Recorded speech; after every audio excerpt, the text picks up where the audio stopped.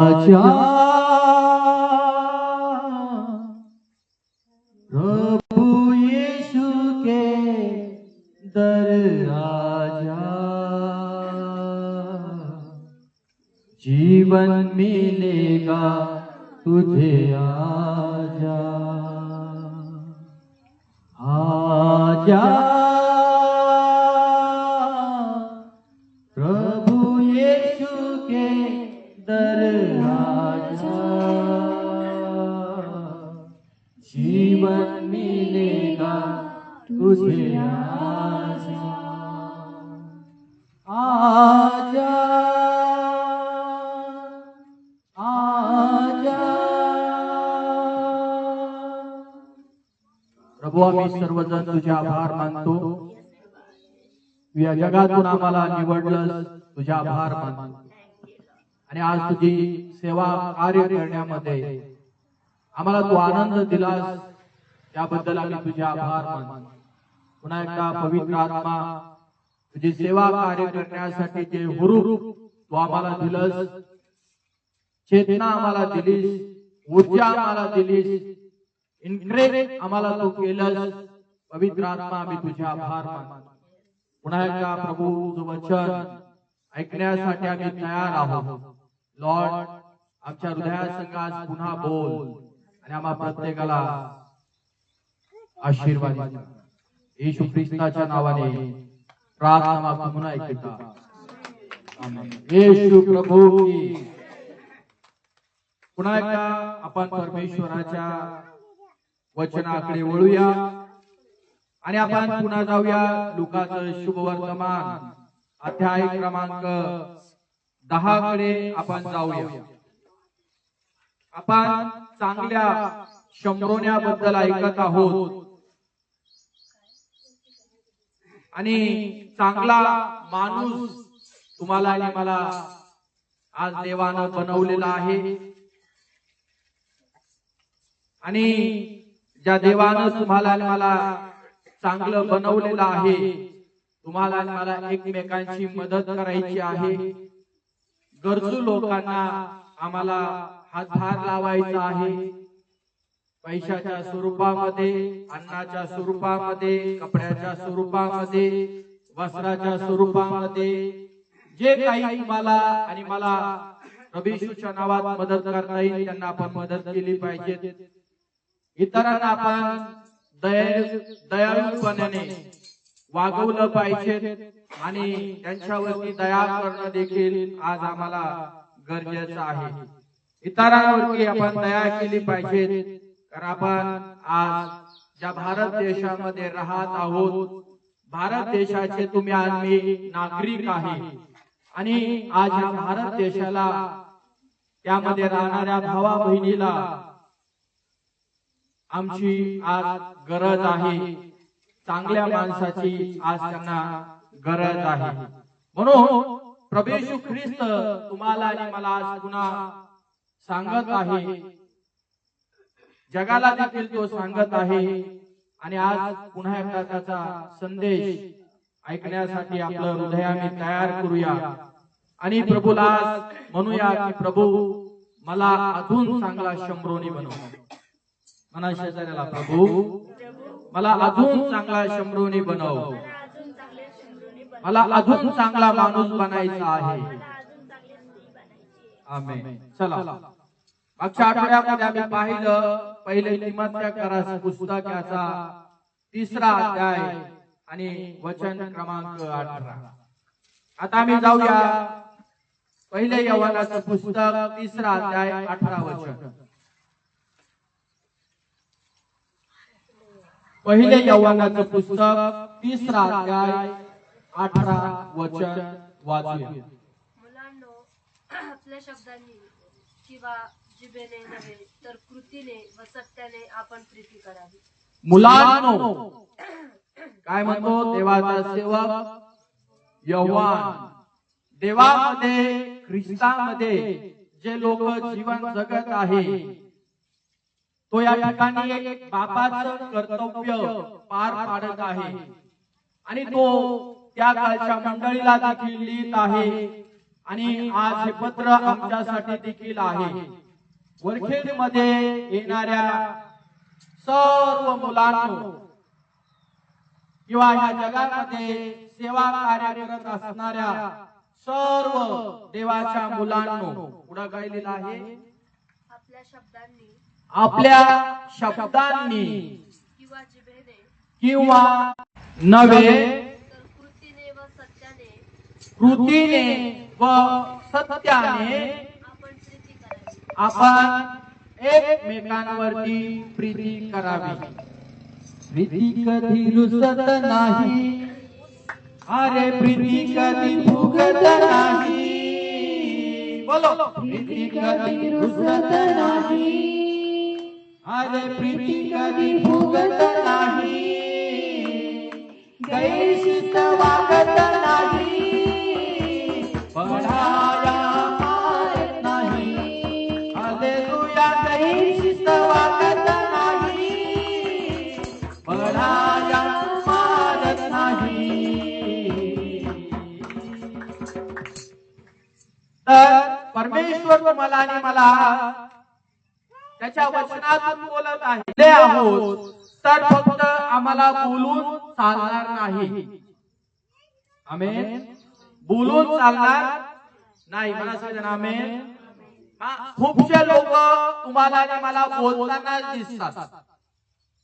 मी हे करीन, मी आमचं करीन, मला तसं करायचं आहे, मला असं करण्याची इच्छा होती, मला आमचं पाहिजे, मला तमकं करण्याची या गोष्टी मदत करण्याची इच्छा आहे. तर आम्ही काय करत असतो? नेहमी आपल्या मुखातून निघणाऱ्या शब्दाच्या द्वारे आम्ही बोलणारे लोक असतो. पण परमेश्वराच्या वचनामध्ये लिहिलं आहे की आम्ही बोलणारे लोक होऊ नये. देवाचे लोक, प्रभूचे लोक हे फक्त मुखातून उद्गार किंवा शब्द बाहेर काढणारे नसावे. येशू मसीह की. तर जिभेने देखील त्यांनी शब्द बाहेर काढू नये. तर परमेश्वराच्या वचनात लिहिलं आहे आपल्याला कृती करायला देवानं या ठिकाणी सांगितलेलं आहे. लक्ष द्या, काय करायला? म्हणा, कृती करायला देवानं मला सांगितलेलं आहे.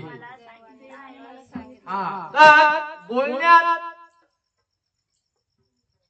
आम्हाला इंटरेस्ट असावा, पण बोलण्यापेक्षा जास्त आम्हाला ऍक्शन करणं किंवा कृती करणं हे फार महत्त्वाचं आणि फार गरजेचं आहे.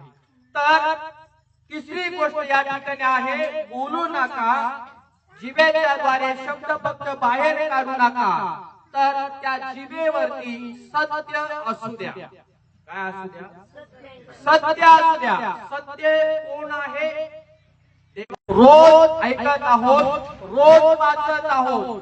तर सत्य त्याने तुम्ही आणि मी एकमेकांवरती प्रीती करणं फार महत्त्वाचं आणि फार गरजेचं आहे. येशू मसीह की.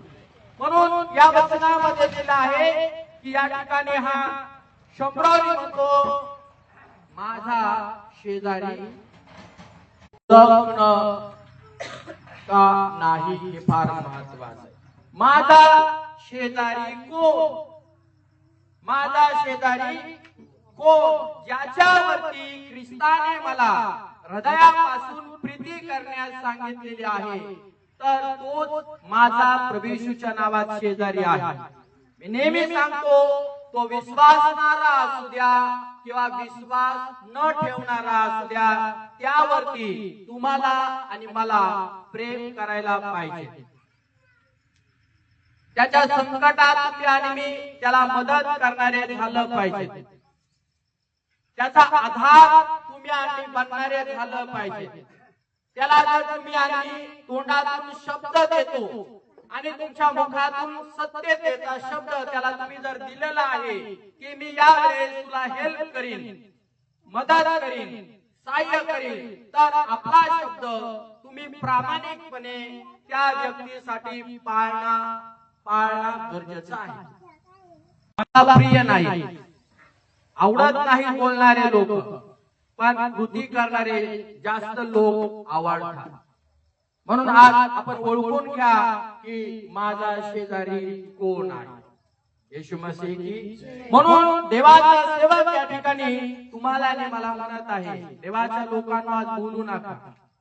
महाराष्ट्राला किंवा भौतिक जीवनात जे काही त्यांना मदत करता येईल ते तुम्ही मदत करणं फार महत्त्वाचं आणि फार गरजेचं आहे. तुमच्या मदतीने, माझ्या मदतीने आम्ही हे साबित करतो की देवानं माझ्यावर प्रेम केलं, पुत्राने माझ्यावरती प्रेम केलं आणि मी परमेश्वराच्या आज्ञाचं पालन करून मी बहिणी तुझ्यावर प्रेम करतो, मी भावा तुझ्यावरती प्रेम करतो, म्हणून मी हे मदत तुला देत आहे. येशू मसीह की. जर अशा प्रकारे आम्ही आज शेजारी मागच्या पुढच्या लोकांना सहाय्य करत असेल, मदत करत असाल, तर त्या माणसाला तुमच्या स्वरूपामध्ये परमेश्वराची ओळख त्या ठिकाणी होईल. म्हणा आमेन. माझ्या शेजाऱ्याला मी जर मदत करणारा होईल तर माझ्याद्वारे देवाची ओळख त्या मनुष्याला त्या ठिकाणी होणार आहे. येशू प्रभू की. म्हणून बोलण्या चला पुढे जाऊया. काय लिहिलं आहे स्तोत्र संहितेच्या पुस्तकामध्ये 38 अध्याय 20 वचन वाचूया.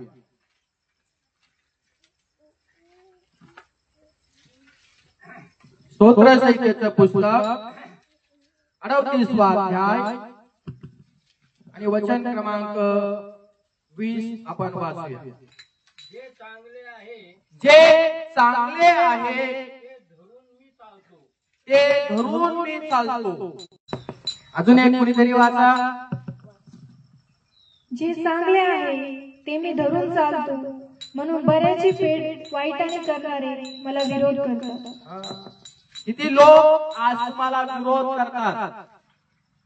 बघा, दावीद या ठिकाणी तुम्हाला आणि मला फार महत्वाची गोष्ट या ठिकाणी सांगत आहे आणि फार महत्वाचं वचन तुम्हाला आणि मला सांगत आहे. आम्हाला ज्यावेळेस दुसऱ्या मनुष्याला सहाय्य करायचं आहे, मदत करायची आहे, तर आम्ही ही देवाकडे पाहून केली पाहिजे. आमेन. तर परमेश्वर या ठिकाणी काय म्हणतो की मी म्हणतो परमेश्वराने माझे रक्षण केले आहे, म्हणून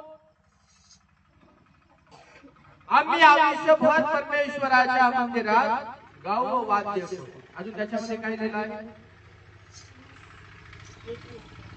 38:20 वचन. जे चांगले आहे ते मी धरून चालतो. काय चांगलं आहे? काय चांगलं आहे सांगा मला. पहिला म्हणा देव चांगला आहे. आणि या जगामध्ये तुम्हाला मला चांगलं काय दिसतं? परमेश्वराची स्तुती, परमेश्वराची भक्ती, पहिलं परमेश्वराची आराधना, परमेश्वराचा मार्ग, आणि त्यानंतर आम्ही एकमेकांना मदत करणं गरजेचं आहे. माझ्या नजरेला एखाद्याला हे मदत करणं जर मला चांगलं वाटत आहे तर मी त्याच्यासाठी पुढे आलं पाहिजे. बघा, ज्यावेळेस तुम्ही आम्ही एकमेकांना मदत करण्यासाठी पुढे येतो, शेजारी पाजारी काय म्हणतात, कशाला त्याला मदत करतो, कशाला त्याला मदत करतो, कशाला त्याच्या सहाय्यासाठी तिकडे धावतो, कशाला त्याला हॉस्पिटल मध्ये घेऊन गेला, कशाला त्या ठिकाणी त्याला गोळ्यासाठी पैसे दिले, कशासाठी त्याला पीठ वगैरे दिलं, कशासाठी केले. ज्यावेळेस तुम्ही आम्ही देवाचं वचन ऐकतो आणि देवाचं वचन तुम्हाला आणि मला चांगलं करण्यास ज्यावेळेस शिकवतो, तर तुम्ही आम्ही चांगलं करण्याचा ज्यावेळेस प्रयत्न करत असतो, तर चांगलं हे देवाने दिलेलं देणगी आहे. आमेन. आणि तुम्ही आम्ही ह्या जनतेचं किंवा लोकांचं ज्यावेळेस कल्याण करण्याचा प्रयत्न करत असतो, या वचनात लिहिलं आहे आजूबाजूचे वैरी लोक किंवा दुश्मन लोक तुम्हाला मला काय ठेवतील? काय ठेवतील? नाव ठेवतील. तुमचा आणि माझा विरोध करतील. कारण का त्यांना पण चांगलं करायचं नाही कोणाचं. आणि तुमच्यासारखे माझ्यासारखे देवाचे माणसं देवाच्या वतीने त्या लोकांसाठी काहीतरी मध्यस्थ करत असतील तर त्या लोकांना ती पण करू द्यायची नाही. दाविदाला या ठिकाणी तो अनुभव आलेला आहे. म्हणजे बघा, दावीद फक्त बोलणारा नव्हता, जिभेतून शब्द बाहेर काढत नव्हता. दावीद हा कृतीतून जात होता. आणि जो माणूस कृतीतून बोलत, कुणी ना कुणी तुम्हाला नाव ठेवल्याशिवाय राहणार नाही. ते म्हणजे तुला काय माहित नाही का, तो आमचा दुश्मन आहे. त्याच्याने आपले वादविवाद झालेले आहेत, त्याच्याने आपले भांडण झालेले आहेत, त्याने आपल्याला असं केलेलं आहे, त्याने आपल्याला तसं केलं होतं, तुझ्या आठवणीत नाही, तरी पण त्याच्या मदतीसाठी तू धावत धावत पळत गेला. तुला माहित आहे का, तुझ्यावरती संकट आलं त्यावेळेस तू आला नाही. त्याच्या जीवनावर ज्यावेळेस संकट आलं त्यावेळेस आपण धावत जायचं, पण आपल्यावरती ज्यावेळेस संकट येतं, त्रास होते, तेव्हा आपल्या मदतीला येतो का? तू कशाला धावून जातो तिकडं? कशाला त्याला मदत करतो? कशाला त्याला सहाय्य करतो? बघा, पण आमच्यामध्ये हे चांगलं काम करण्याचं देवाने ठरवलेलं आहे. देवाकडे येण्याच्या अगोदर तुम्ही आम्ही कोणालाच मदत करायला तयार नव्हतो. एवढं पाषाणाचं आणि कपटी हृदय तुमचं आणि माझं एकेकाळी होतं. पण ज्यावेळेस ख्रिस्ताकडे तुम्ही आम्ही आलो, तुमचा आणि माझा अंतःकरण आज देवाने बदलून टाकला. आणि तुम्ही आम्ही कधी पण तयार होतो. 12 वाजू द्या, 1 वाजू द्या, 2 वाजू द्या, दुसऱ्यांना मदत करण्यासाठी, दुसऱ्यांना सहाय्य करण्यासाठी. ते हॉस्पिटलचे असू द्या नाही तर कशाचे असू द्या, दुसऱ्यांच्या मदतीसाठी ज्यावेळेस आम्ही उभे राहतो त्यावेळेस आमच्या परमेश्वराला खूप आनंद होत असतो. लाखो देवदेव तुमच्यासाठी आणि माझ्यासाठी स्वर्गामध्ये टाळ्या वाजवत असतात ज्यावेळेस तुम्ही आम्ही एकमेकांच्या मदतीसाठी उभे राहतो त्यावेळेस. म्हणून आपल्या जीवनामध्ये कृती ही फार महत्वाची आणि फार गरजेची आहे. येशू मसीह की तुम्हाला आणि मला ठाऊक आहे, प्रेषितांच्या कृत्यामध्ये उदाहरण आहे. पौल आणि सिला परमेश्वराची सुवार्ता सांगत होते. त्या काळामध्ये येशू ख्रिस्ताचं नाव घेणं देखील फार कठीण होतं. तरी देखील आजचे काळ तुम्ही आम्ही पाहतो, सुवार्ता सांगायला जर लागलं तर आज हल्ले केले जातात, जेलमध्ये टाकलं जातं, मारून टाकलं जातं. अनेक आज काय काय होत आहे आम्हाला पूर्ण राष्ट्रांमध्ये, पूर्ण देशांमध्ये आणि पूर्ण जगामध्ये काय चाललेलं आहे ते माहित आहे. ही आजची गोष्ट नाहीये. आज या जगामध्ये ज्या गोष्टी घडत आहे, पवित्र शास्त्रामध्ये लिहिलं आहे की जुन्या मंडळांमध्ये देखील या गोष्टी घडायच्या.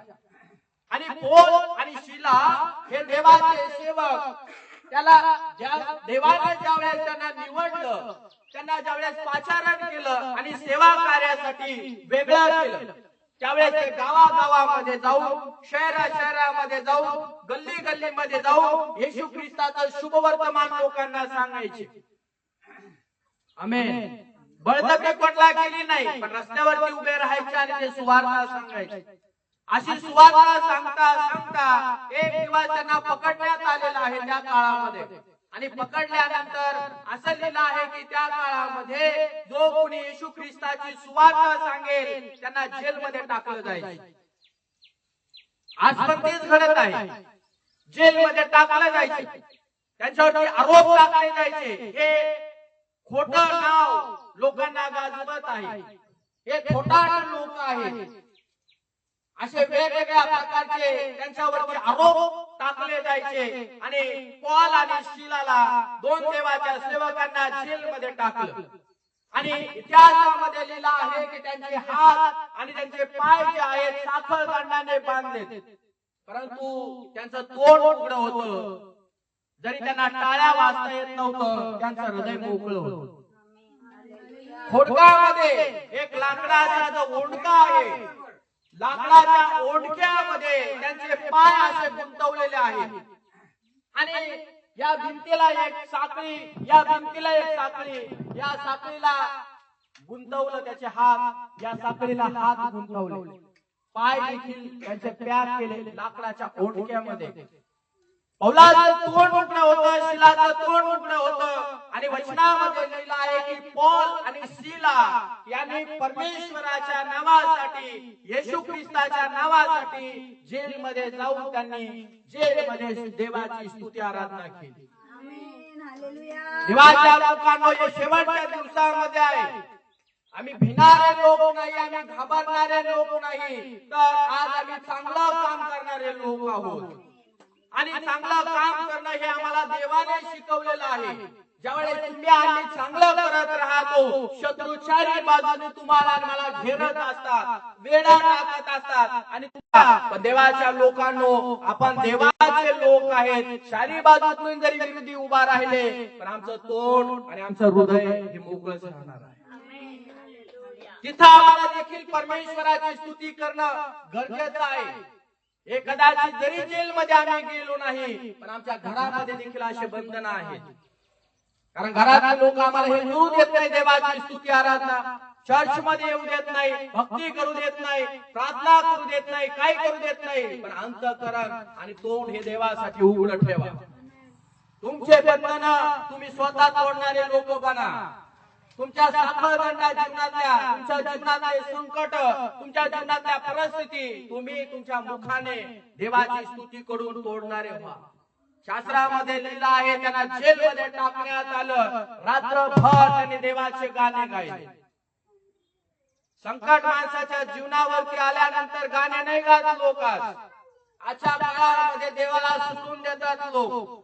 प्रार्थना करण्याची बंद होते, आराधना करण्याची बंद होते, पवित्र शास्त्र वाचण्याचं बंद होतात. आणि ते म्हणतात, हो आम्हाला जेलमध्ये टाकण्यात आलेलं आहे आणि आता आमचं काय खरं नाहीये.